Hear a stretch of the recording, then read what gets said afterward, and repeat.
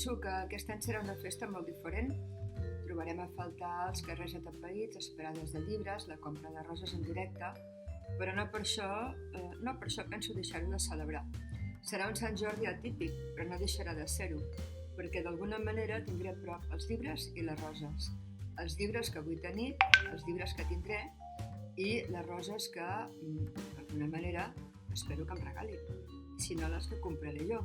o les que contemplaré, per exemple, en els quadres que fa en Pere Stanfli, com ara aquesta sèrie de roses tan precioses, que m'han servit aquest any per fer la meva pròpia felicitació del dia de Sant Jordi, amb els haikus de les roses que us enviaré a tots vosaltres.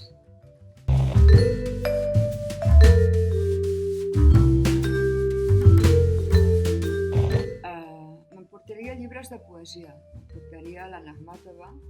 m'emportaria sobretot el meu gran clàssic, que és en Rilke, m'emportaria també la gran i fantàstica Alda Merini, que ja fa uns quants anys, bastants anys, que la tinc a la tauleta de nit, que cada dia llegeixo un trosset perquè ha estat una lliçó de vida. I també m'emportaria llibres de prosa, principalment de prosa assagística, que és allò que no tinc temps mai de llegir tota la calma que voldria. M'emportaria el Jan Starobinsky, m'emportaria un llibre breu però molt intens del Robert Balser que es diu A la pintura, m'emportaria els llibres de l'Yves Bonnefoy o del John Berger, sobretot els que fan aquest pont entre art i literatura, que és un tema que a mi especialment sempre m'ha dit molt i com més temps ha passat, més fermament hi he entrat i amb més ganes.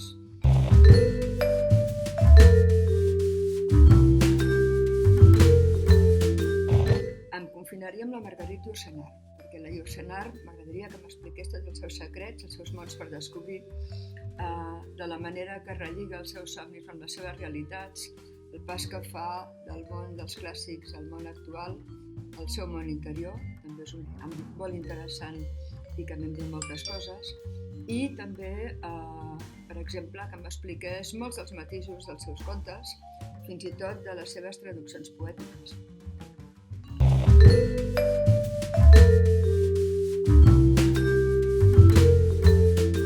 En què treballo? Doncs principalment en aquest moment ara mateix redactant un llibre que era un deute que tinc amb la Fundació Balbi de Girona per escriure un llibre que em fa molta il·lusió de fer perquè em permet parlar d'art i literatura i d'una simbiosi absolutament rica i creativa com és la que va fer en Rossinyol a la Ciutat de Pedra. Però he fet més coses. He fet més coses que ha estat, per exemple, plegar en un altre llibre, aquest sí que busca editorial, el llibre d'haikus i geografies, perquè el que he fet ha estat replegar, reunir tots els haikus que he anat escrivint en aquests papers perduts per les ciutats, com diuen dels meus versos dels primers anys, justament per no perdre'ls, no?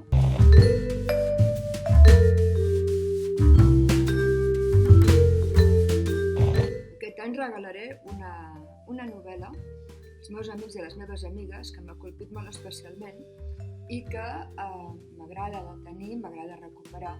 que és el llibre de la Montse Barderi, que va ser el Premi Prudenci Bertrana d'aquest any passat, que es diu La memòria de l'aigua. La memòria de l'aigua té moltes visions i té moltes lectures, sobretot les lectures de la història de les dones, de la història de les petites classes socials d'aquest país, les oblidades, però a més de les persones que tenen moltes coses a dir, de la seva biografia i de la biografia dels altres, del seu món, de la seva trajectòria, dels seus sentiments, de la seva manera de veure la vida,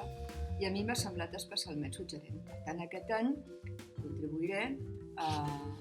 augmentar les edicions de la manera que pugui de la memòria de l'aigua, que ja em porto unes quantes. Em porto unes quantes per Bocaorella, principalment.